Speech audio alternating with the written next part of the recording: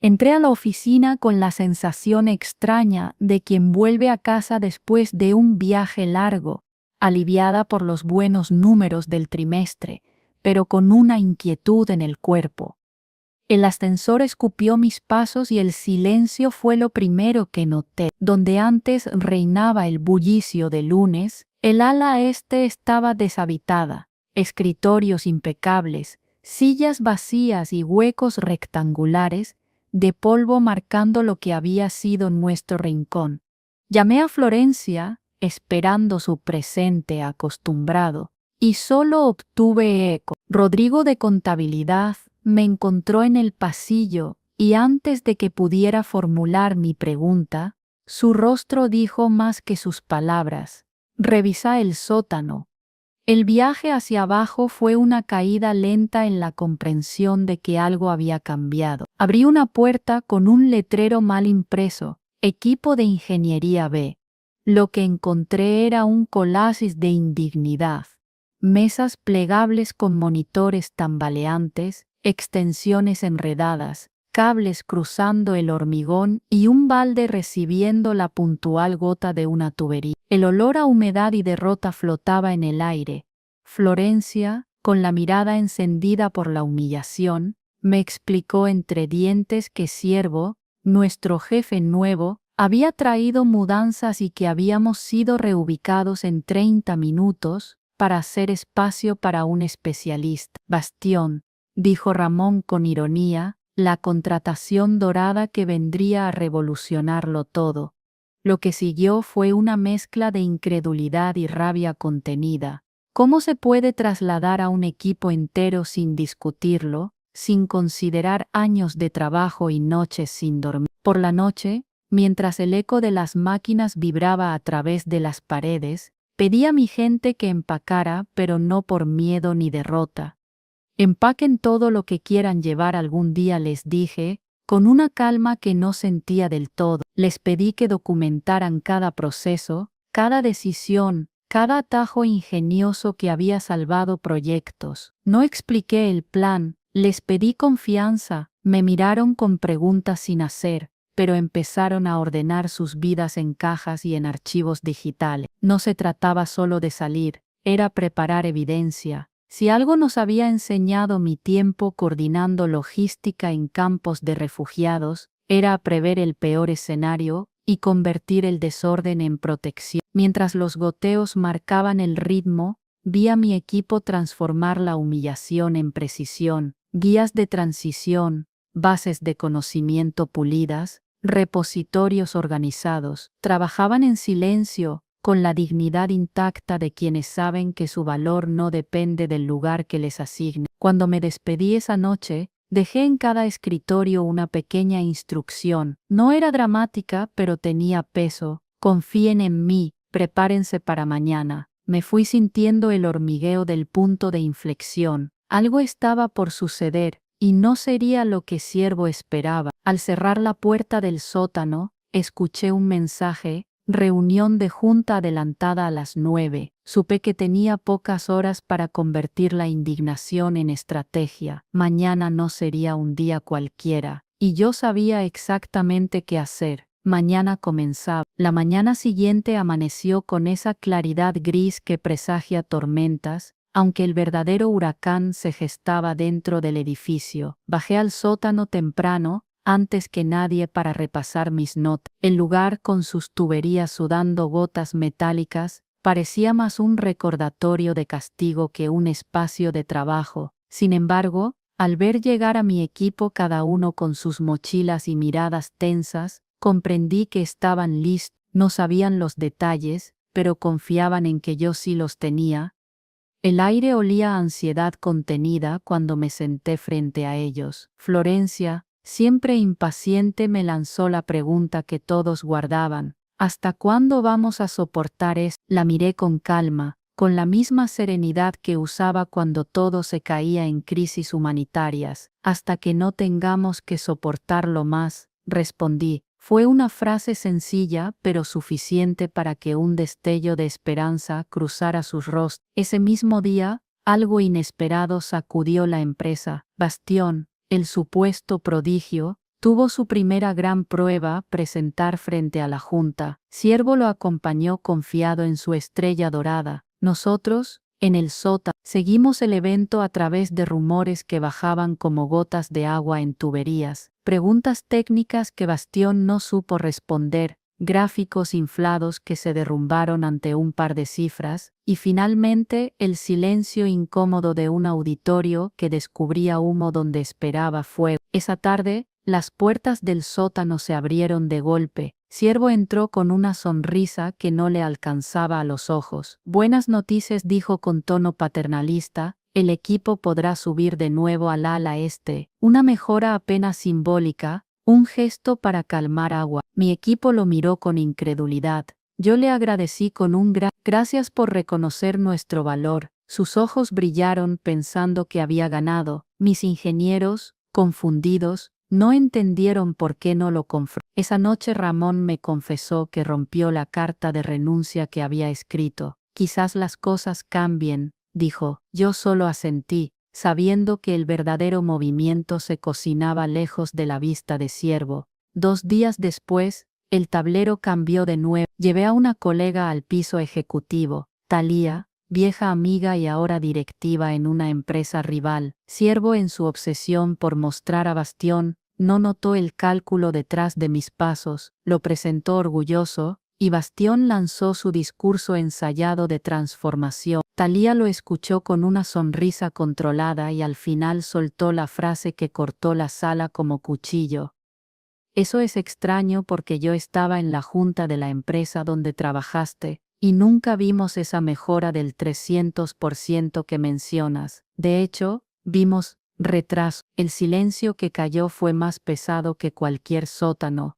En ese momento puse las cartas sobre la mesa. Talía está aquí porque aceptamos su oferta. Mi equipo empezará una nueva división con ella el próximo lunes. Las caras de los ejecutivos cambiaron de color. Bastión palideció, y Ciervo se ahogó en excusas. Yo sabía que esa revelación no era el final, sino apenas la chispa inicial. La verdadera explosión aún estaba por venir. El rumor se extendió como fuego en pradera seca.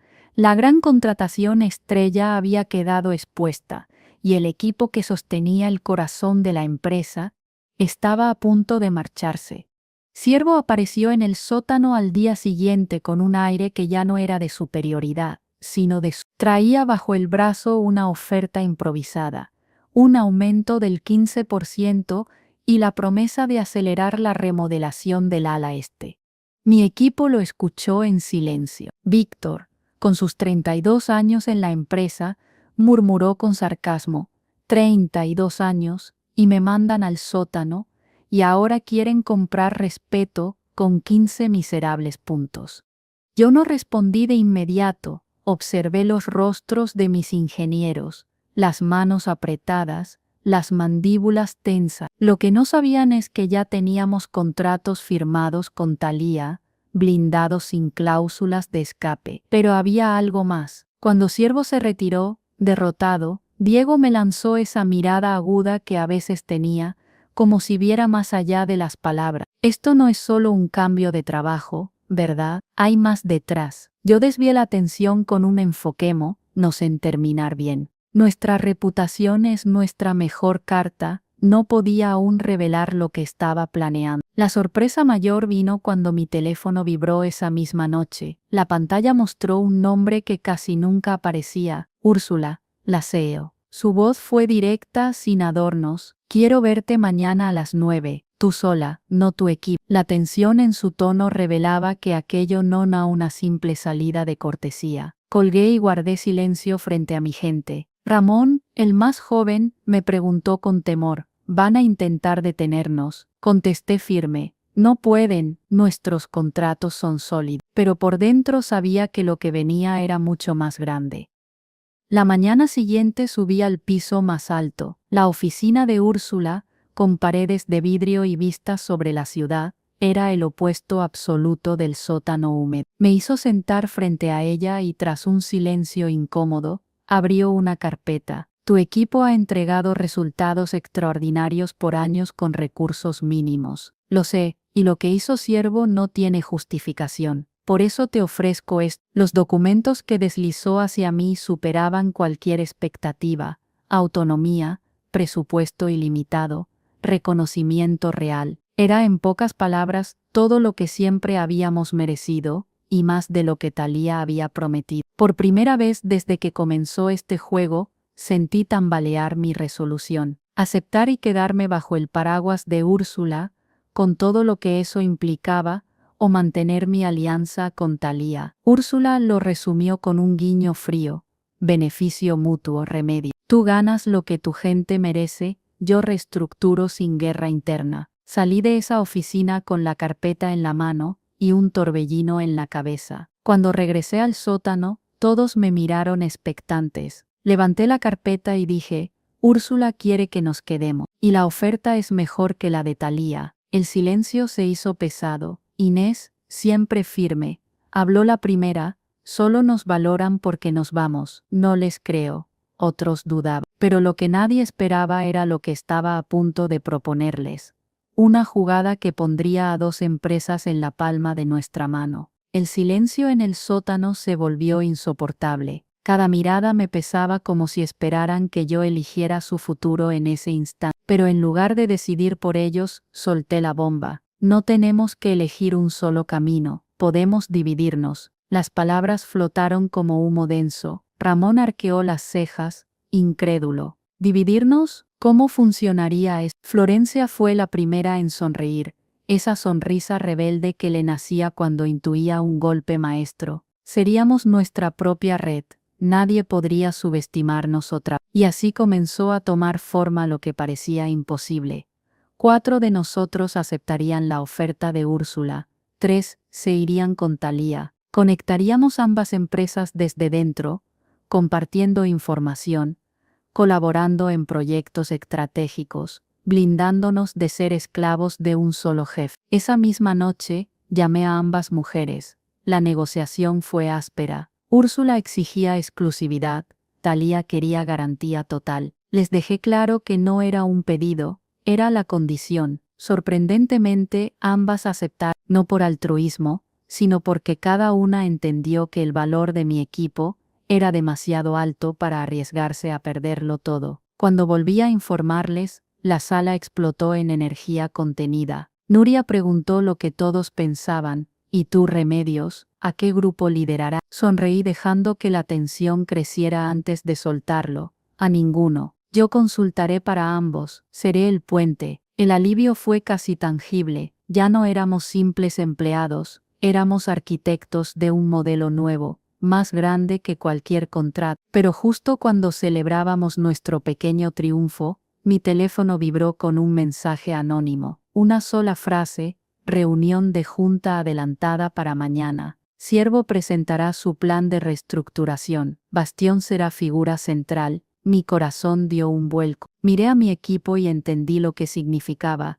La batalla final no sería en pasillos oscuros ni negociaciones privadas. Sería en el escenario mayor frente a la junta. Cambio de planes, anuncié, cortando la alegría de raíz. Mañana tenemos que estar listos. Víctor, con su tono grave, preguntó: ¿para qué? Ya tenemos nuestras salidas. Lo miré fijo: porque no basta con irnos. Necesitamos que todos sepan exactamente qué están perdiendo. Hasta medianoche trabajamos como una máquina aceitada. Cada quien con su tarea: Florencia revisando cifras, Diego validando bases de datos, Carla compilando protocolos, Inés blindando seguridad. Yo preparaba sobres sellados, cada uno con instrucciones claras que entregarían en el momento preciso. Nadie preguntó. La confianza era total. Cuando apagamos las luces, el sótano se sentía distinto. Ya no era un castigo, sino la trinchera desde donde lanzaríamos nuestra última jugada.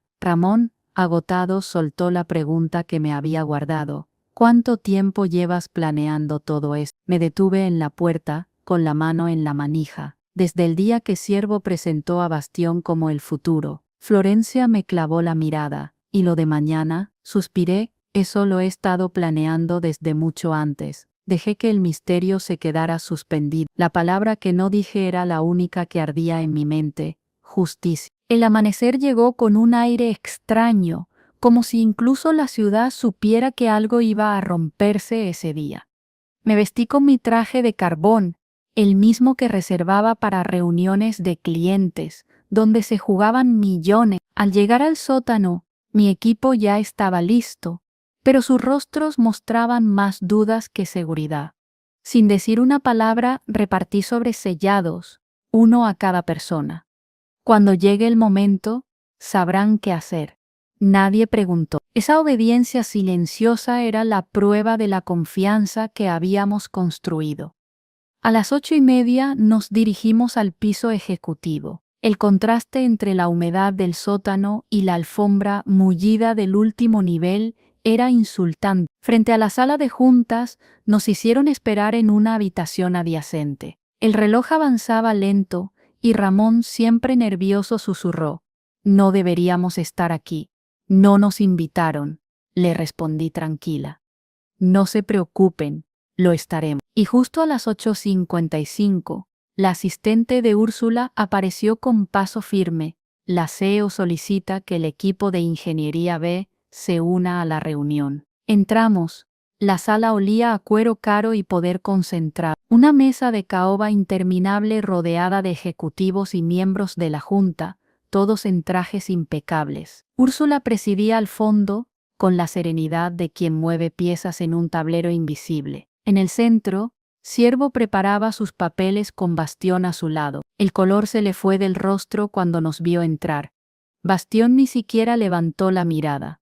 «Gracias por unirse a nosotros», dijo Úrsula con tono neutral, invitándonos a tomar asiento. Luego giró hacia Ciervo. «Por favor, continúa con tu presentación». El hombre tragó saliva y comenzó a hablar de transformación y metodologías revolucionarias, mostrando diapositivas llenas de flechas ascendentes y promesas vacías. Un miembro de la junta interrumpió: «¿Y qué pasa con el equipo actual de ingeniería?». Ciervo titubeó: «Ha habido cierta resistencia al cambio, pero la estamos gestionando».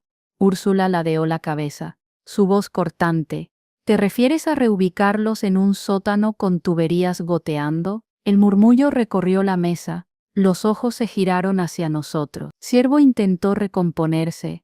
«Fue una medida temporal». Ella clavó el golpe final: «Temporal, hasta que supiste que renunciaban, ¿verdad?». El silencio fue letal. Entonces Úrsula se volvió hacia mí. «Remedios, ¿quieres dar tu perspectiva?». Sentí el peso de todas las miradas. Me levanté, mi corazón latiendo fuerte pero mi voz firme.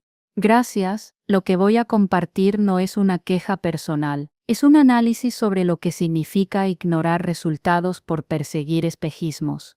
Asentí a mi equipo. Uno a uno, abrieron sus sobres y comenzaron a repartir documentos por toda la mesa. Incluso Ciervo recibió el suyo último, sus manos temblando al sostenerlo. «Lo que tienen enfrente», continué, «es un informe de productividad real de los últimos 5 años, junto con la distribución de recursos. También incluye las proyecciones si seguimos el modelo actual». Los murmullos se transformaron en exclamación. «¿Una caída del 30% en entregables?», cuestionó un directivo. Otro levantó la mirada incrédulo. «Este equipo fue responsable del 78% de los éxitos del año pasado». Yo asentí. La primera grieta en la fachada de Ciervo acababa de abrirse, y era apenas el inicio. Las páginas crujían en manos de la junta, mientras revisaban cada dato con ojos crecientemente alarmados. Bastión se removía en su asiento, como un niño sorprendido copiando en un examen. Fue entonces cuando di el siguiente paso. Si miran la página 12, encontrarán una verificación de antecedentes de nuestro supuesto especialista en productividad. La reacción fue inmediata. Bastión se puso de pie rojo de furia. «Eso es información privada, no tenían derecho». Lo interrumpí con calma quirúrgica: «Todo es público. Registros judiciales, demandas colectivas, acuerdos por despidos injustificados, nada inventado». La sala se llenó de un silencio denso. Bastión se dejó caer de nuevo en la silla, con la frente perlada de sudor. Seguí firme como una cuchilla. Sus métodos revolucionarios fueron implementados en 3 empresas. Las 3 sufrieron la misma curva: entusiasmo inicial, desplome en productividad, 2 cerraron, la tercera despidió al 40% de su gente el trimestre pasado. Eso es lo que quieren traer aquí. Ciervo ya no era rojo, estaba ceniciento. Balbuceó, no estaba consciente, lo miré directamente. Ese es el problema, no investigaste, estabas tan obsesionado con un golpe de efecto que ignoraste los resultados consistentes de tu propio equipo. El presidente de la Junta se inclinó hacia adelante, los dedos entrelazados. Entonces, ¿esto no es solo un caso de mala asignación de oficinas? ¿Estamos frente a un patrón de decisiones peligrosas? Aproveché el momento, exactamente. El sótano no fue solo un espacio físico, fue la metáfora perfecta de cómo se priorizó el brillo sobre la sustancia, las promesas sobre los datos, y hoy están viendo las consecuencias. Por primera vez desde que entramos, vi a Úrsula con una chispa de sorpresa genuina. Ella esperaba una defensa, quizá una queja, pero no una radiografía completa del cáncer dentro del departamento. La Junta hojeaba frenéticamente cada página. Uno de los ejecutivos más veteranos golpeó el papel con la palma abierta. Esto muestra un colapso proyectado de 30% bajo el modelo actual. ¿Cómo no vimos esto antes? Yo asentí con una calma ensayada, porque estaban distraídos con diapositivas bonitas y promesas vacías. Y luego lancé mi jugada maestra. Asentían,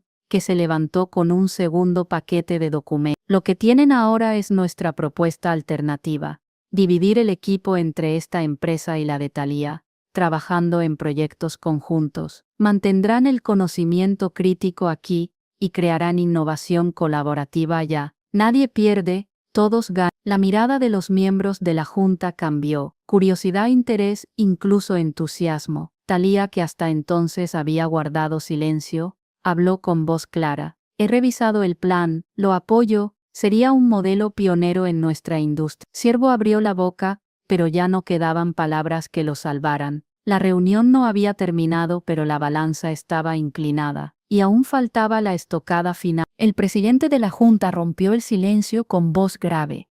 Lo que han traído hoy no es solo un reporte, es un espejo. Y no nos gusta lo que vemos. Todos voltearon hacia Ciervo. Él intentó articular una defensa. Esto es una conspiración, una trampa cuidadosamente planeada. Su voz temblaba. Yo lo miré directo a los ojos. No, Ciervo. Tú cavaste este agujero el día que decidiste que nuestro lugar estaba en un sótano. Nosotros solo nos aseguramos de que todos vieran la consecuencia de esa decisión. Las caras alrededor de la mesa eran un cuadro de decepción. Úrsula intervino con precisión quirúrgica. El liderazgo falló en investigar, falló en escuchar y lo peor, falló en valorar. Y hoy tenemos las pruebas. Ciervo bajó la cabeza sabiendo que cualquier palabra sería gasolina en un incendio ya descontrolado. Después de 3 horas de deliberaciones a puerta cerrada, mi equipo y yo salimos del edificio rumbo a un restaurante cercano. Las tensiones acumuladas se transformaron en risas nerviosas y abrazos. Thalía nos esperaba con una copa de vino en mano. Cuando mi teléfono vibró, lo saqué casi sin pensar. Era un mensaje de Úrsula. Ciervo y Bastión fuera. La Junta aprobó tu propuesta. ¿Cuándo puedes empezar como directora del departamento? Le mostré el mensaje al grupo. El estallido de alegría fue inmediato, tanto que los comensales de otras mesas voltearon curiosos. Ramón gritó, «¡Lo logramos!» Y Florencia, con ojos desbordando emoción, exclamó, «Así que ese era tu plan desde el principio, quitarnos de encima a Ciervo y reestructurar todo». Yo sonreí pero negué suavemente. No exactamente. Mi plan inicial era solo asegurar nuestro futuro, pero cuando vi lo profundo de los errores, entendí que teníamos que cambiar el sistema, no solo escapar de él. Víctor levantó su vaso. Serio. Entonces, dividirnos entre 2 empresas fue un escudo. Yo asentí. Exacto. Nunca más estaremos a merced de un solo jefe o una sola estrategia. Siempre tendremos opciones. El brindis resonó como una declaración de independencia. Pasaron 6 meses, y lo que parecía una idea descabellada se transformó en un caso de estudio publicado en revistas de la industria. El modelo colaborativo entre 2 compañías rivales no solo redujo desgaste, sino que disparó la innovación.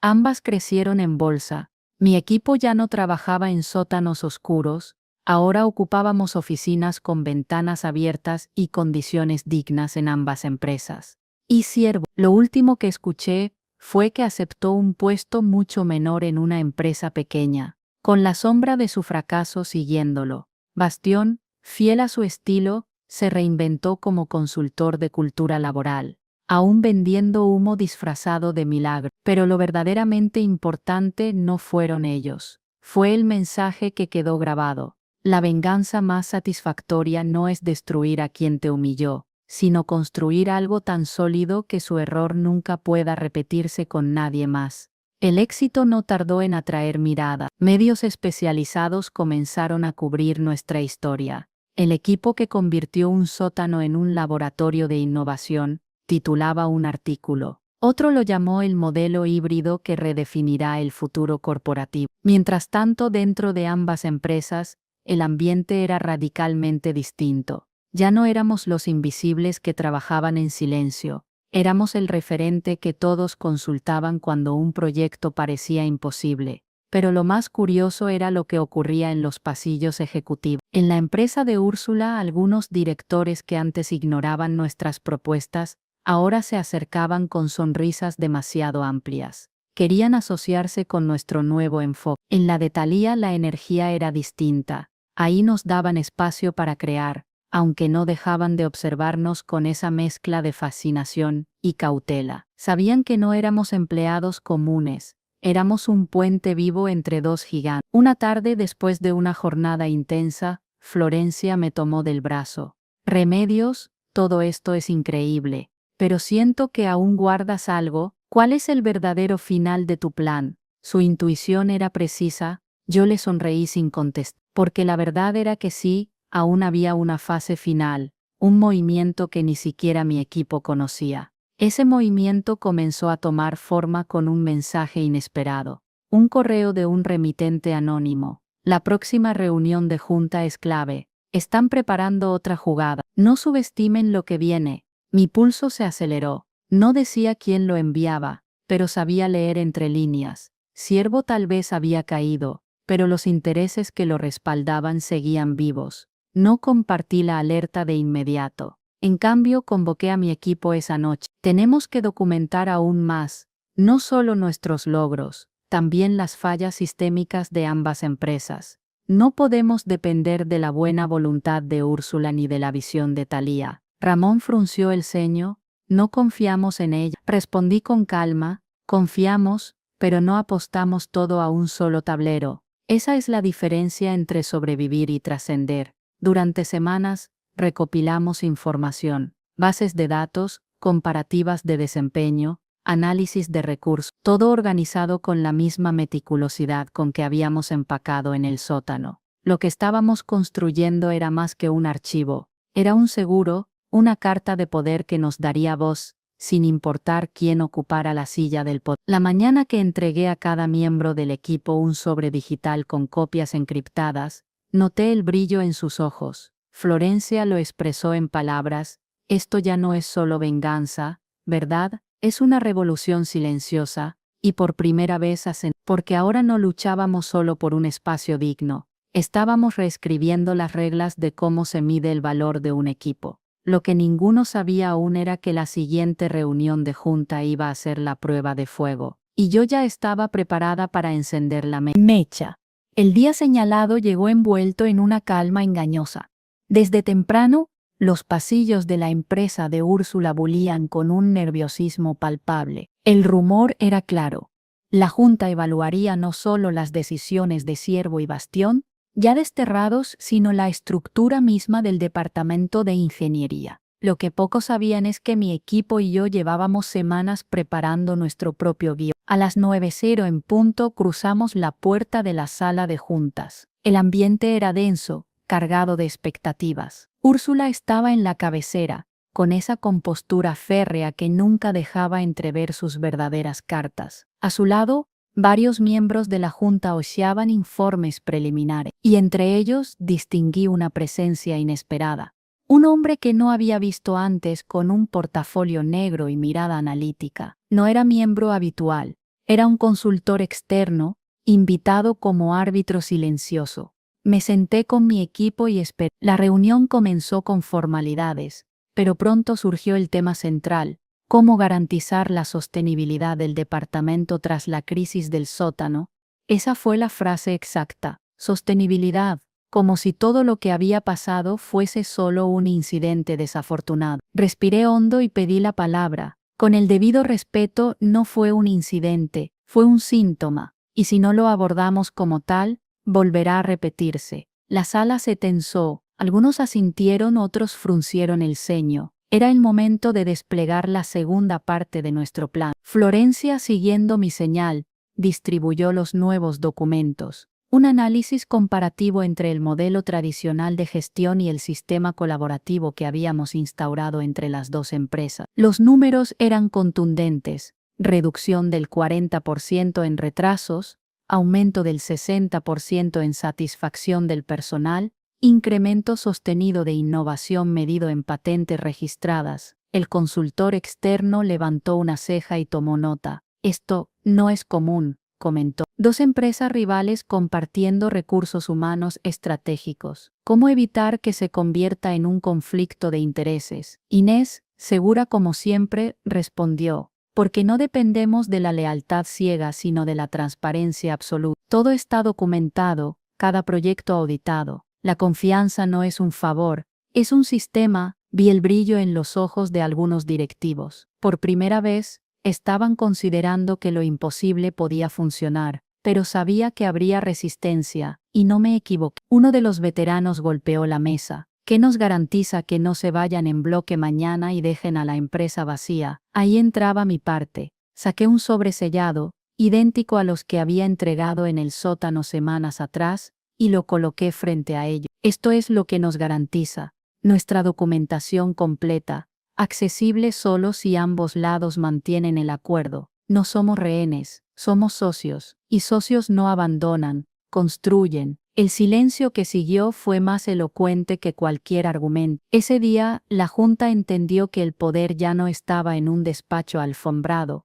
sino en un sótano donde aprendimos a sobrevivir. Lo que proponen rompe todos los manuales corporativos. Si funciona, será histórico. Si fracasa, será ruina. Esa dualidad hizo que la tensión subiera un grado. Yo lo miré directo y respondí: eso es lo que siempre nos dijeron cuando asumimos proyectos imposibles, y siempre entregamos. Hubo un murmullo de aprobación, pero sabía que con palabras no bastaba. Tenía que mostrar algo que no pudieran ignorar. Con un gesto, Carla encendió un proyector portátil y desplegó gráficas comparativas en la pared, curvas ascendentes de productividad, reducción de costes en ambos lados, métricas de retención de talento. Y entonces Florencia dio el golpe definitivo: un video de testimonios anónimos de empleados de distintos departamentos hablando de cómo nuestro modelo había devuelto dignidad al trabajo. Ya no siento que mi esfuerzo se pierde en una caja negra, decía una voz. Por primera vez en años me escuchan,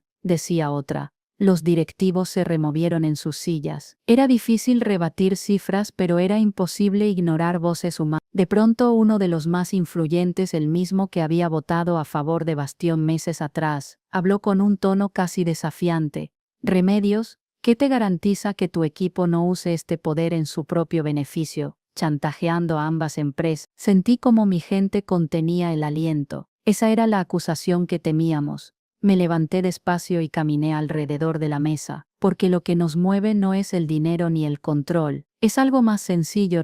Y si este sistema falla, no será por nuestra avaricia, sino por quienes crean que pueden repetir lo que hizo Ciervo en el sótano. Lo que ocurrió allí fue la prueba de que un equipo puede resistir la humillación, pero no la falta de visión. El consultor externo asintió, como si hubiera estado esperando esa respuesta. Entonces su propuesta no es solo técnica, es cultural. Exacto, cultural. Esa era la palabra que había estado evitando porque significaba algo más profundo, una revolución interna. Y en ese instante comprendí que la batalla no era convencer a todos, sino demostrar que ya lo estábamos haciendo funcionar, con o sin su aprobación. Úrsula intervino entonces con un brillo frío en los ojos. La Junta debe decidir si queremos ser la empresa que repite errores o la que inaugura un modelo nuevo. Yo ya tengo mi voto claro, y me miró directamente. No supe si su gesto era apoyo genuino o una jugada estratégica, pero de pronto mi teléfono vibró en el bolsillo con un mensaje breve y críptico. Cuidado, no todos en esta sala están de tu lado.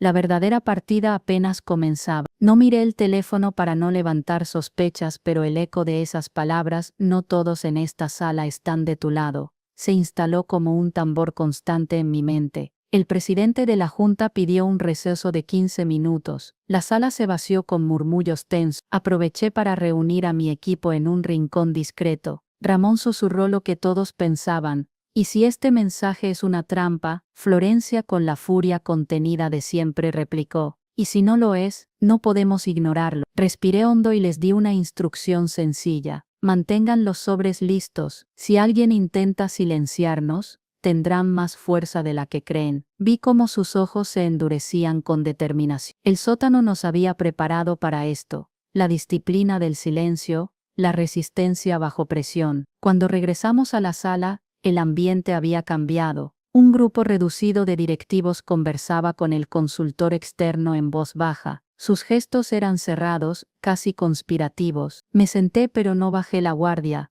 La reunión se reanudó con un tono diferente. Uno de los directivos más escépticos tomó la palabra. Si aceptamos este modelo colaborativo, necesitamos una garantía adicional. Queremos un liderazgo único, una figura central que sea responsable absoluta de los dos frentes. Sabía lo que buscaban, ponerme en esa posición y luego atarme a un poder que podrían manipular. Me levanté despacio midiendo cada palabra. No habrá una sola figura. Ese es el error que nos trajo aquí. Siervo fue una figura única, y bastó su ambición para poner a todo un equipo en el sótano. Lo que proponemos es red distribuida, no pirámide. El consultor externo me observaba con atención. Entonces Nadia Mann preguntó, con un tono que sonaba más a prueba que a duda. Lo miré directo. Mandamos todos, porque todos tenemos pruebas, datos y capacidad de actuar. Nuestra fuerza no es la jerarquía, es la transparencia. La respuesta generó un murmullo en la mesa. Algunos asintieron,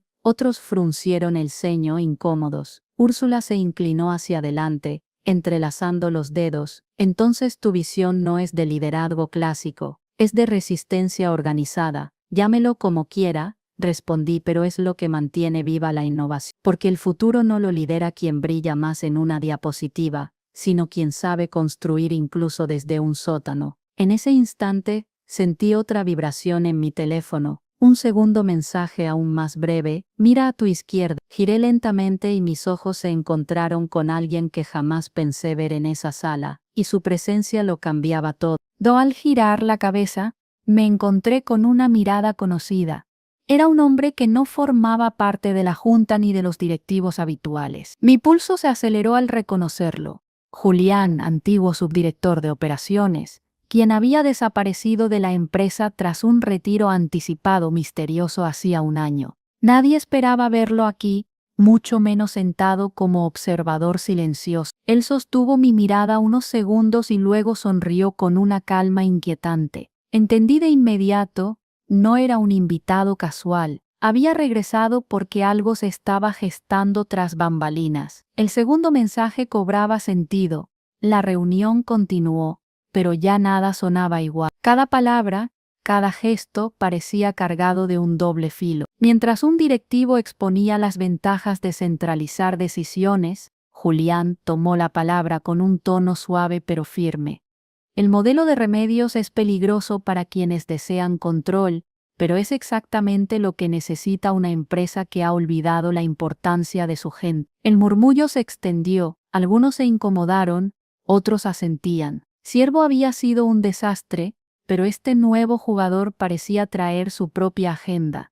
Me levanté para recuperar el hilo. No se equivoque, esto no es un movimiento contra la empresa, sino un movimiento contra la mediocridad disfrazada de innovación. El sótano fue solo el síntoma visible de un mal sistémico. Úrsula intervino, seria, y ahora, ¿dónde encaja Julián en todo esto? ¿Es parte de tu plan? La pregunta me tomó por sorpresa, pero sabía que debía responder con frialdad. No, no es parte de mi plan, pero si está aquí es porque alguien quiso que regresara en este preciso momento. Y la pregunta no debería ser sobre mí, sino sobre quién lo trajo y con qué intención. La tensión era palpable. Víctor, que rara vez hablaba en estas reuniones, se inclinó hacia el micrófono. Nosotros trabajamos con hechos, no con rumores. El hecho es que este equipo sostiene más del 70% de los entregables de la empresa. El hecho es que Ciervo nos arrojó a un sótano, y aún así seguimos produciendo. El hecho es que ahora tenemos pruebas, resultados y alternativas. Su voz grave resonó como un martillazo. El consultor externo lo confirmó con un gesto. No se trata de confianza ciega, se trata de números, y los números no mienten. Pero entonces Julián soltó una frase que heló la sala. Los números no mienten, pero las personas sí. Y yo sé quién aquí está mintiendo. El silencio fue absoluto. Todas las miradas se giraron hacia él expectantes, y en ese instante comprendí que la verdadera batalla aún no había empezado. El aire en la sala de juntas se volvió tan denso que casi podía cortarse con un cuchillo. Julián, con esa calma de quien ya ha visto demasiadas guerras internas, dejó caer una carpeta negra sobre la mesa. El golpe seco resonó más fuerte que cualquier palabra. Aquí están las pruebas, dijo. Los directivos se miraron entre sí tensos. Úrsula, con el ceño fruncido, lo instó. Adelante. Julián abrió la carpeta y comenzó a desplegar documentos. Eran correos, memorandos internos, registros de transferencias presupuestarias. Todo apuntaba a una verdad incómoda. Varios miembros de la Junta habían respaldado en silencio las decisiones de Ciervo. Incluso después de que los resultados comenzaran a desplomarse, un murmullo indignado recorrió la mesa. Algunos directivos negaban con la cabeza, otros se hundían en sus sillas. Yo me mantuve de pie observando. Parte de mí quería intervenir, pero entendía que era mejor dejar que las máscaras cayeran solas. Esto no fue solo incompetencia, dijo Julián. Su voz baja pero cortante, fue una red de intereses personales, contratos inflados y favores encubiertos. Bastión fue el chivo expiatorio perfecto, pero nunca actuó solo. Lo pusieron ahí para justificar movimientos que beneficiaban a unos pocos. Florencia, incapaz de contenerse, murmuró en voz alta. Entonces nos mandaron al sótano no por falta de espacio, sino para tapar un negocio sucio. Nadie se atrevió a contradecir. Úrsula apretó los labios y giró hacia los acusados. ¿Van a negarlo? El silencio fue respuesta suficiente. El consultor externo intervino con neutralidad quirúrgica.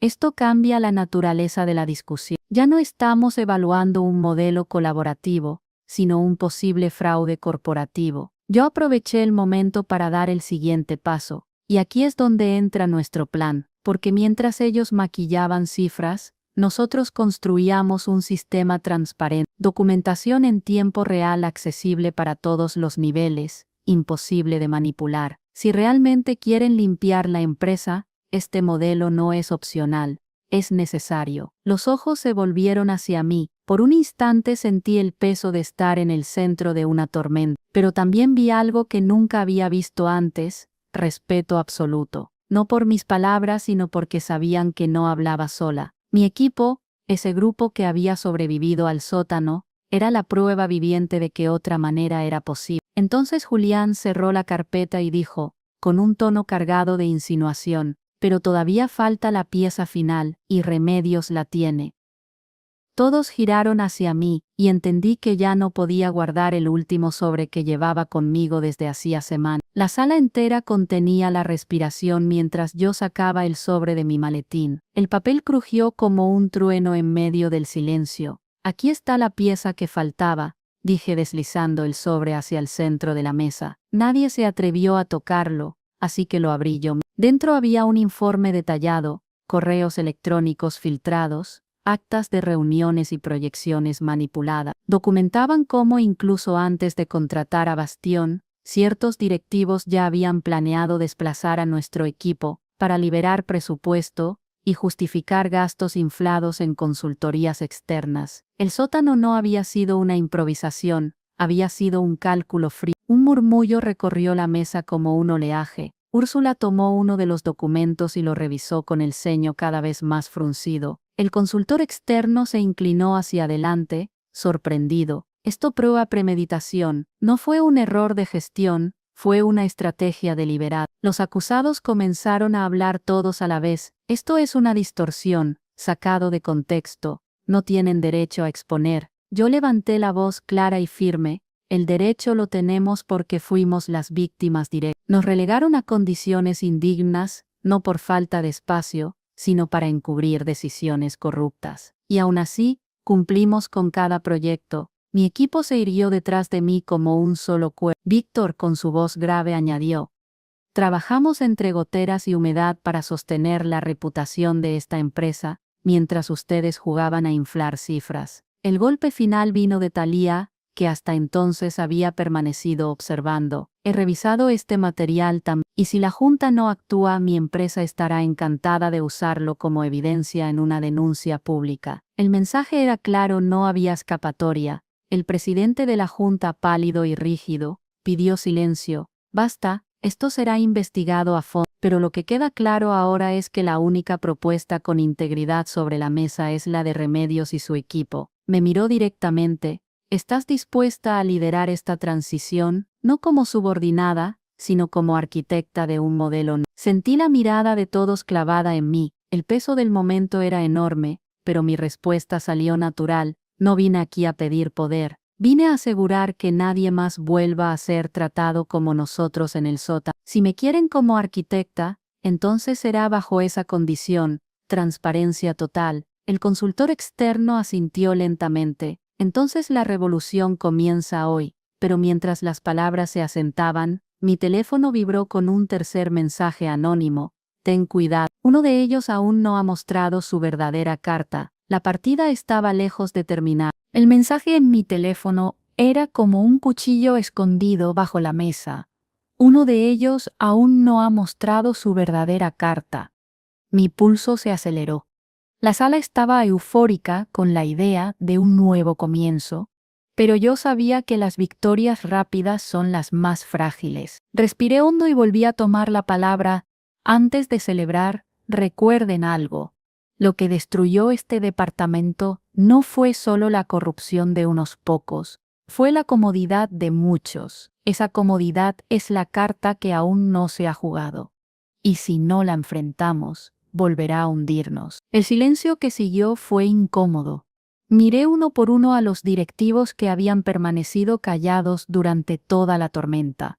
Sabía que algunos solo esperaban el momento de acomodarse al nuevo sistema, igual que se habían acomodado al viejo. Esa era la amenaza real, la inercia disfrazada de lealtad. Entonces hice lo que había planeado desde hacía meses. Distribuí el último conjunto de sobre. Dentro no había acusaciones ni contratos. Había un pacto firmado por mi equipo comprometiéndonos a mantener el sistema de transparencia sin importar quién liderara. Esto es nuestra verdadera carta. No depende de cargos, ni de juntas, ni siquiera de mí. Depende de nosotros. Florencia lo dijo con la pasión que siempre la caracterizaba. Esto significa que aunque nos vuelvan a encerrar en otro sótano, tendremos voz, y esa voz no podrá ser silenciada. El consultor externo se levantó, impresionado. Lo que han creado no es solo un modelo empresarial, es una red de resistencia institucionalizada. Úrsula lo resumió con una frase que quedó flotando. Entonces hoy no estamos aprobando un plan, estamos presenciando el nacimiento de una cultura. El presidente de la Junta sintió con gravedad. Así se, y con ese gesto la decisión quedó sellada. Cuando salimos de la sala, mi equipo caminaba erguido, distinto. Ya no éramos los ingenieros del sótano, éramos los arquitectos de algo que había empezado como venganza y había terminado como revolución. Afuera Thalía me tomó del brazo. Esto va a cambiar la industria entera. Le respondí con una sonrisa tranquila. Ese era el plan desde el principio. 6 meses después, nuestra red entre empresas se convirtió en caso de estudio. La productividad se disparó, el respeto se volvió norma y el sótano quedó como un recuerdo lejano. De Ciervo y Bastión apenas se oían rumores, un puesto menor para él, conferencias vacías para el otro. Una tarde Ramón levantó su vaso en nuestra nueva oficina llena de luz y dijo: brindemos por el sótano, porque sin él nunca hubiéramos llegado aquí. Reímos, pero en mi interior entendí la verdad más profunda. La mejor venganza nunca fue destruir, sino construir algo tan sólido que lo que nos hicieron se vuelva imposible para cualquiera más.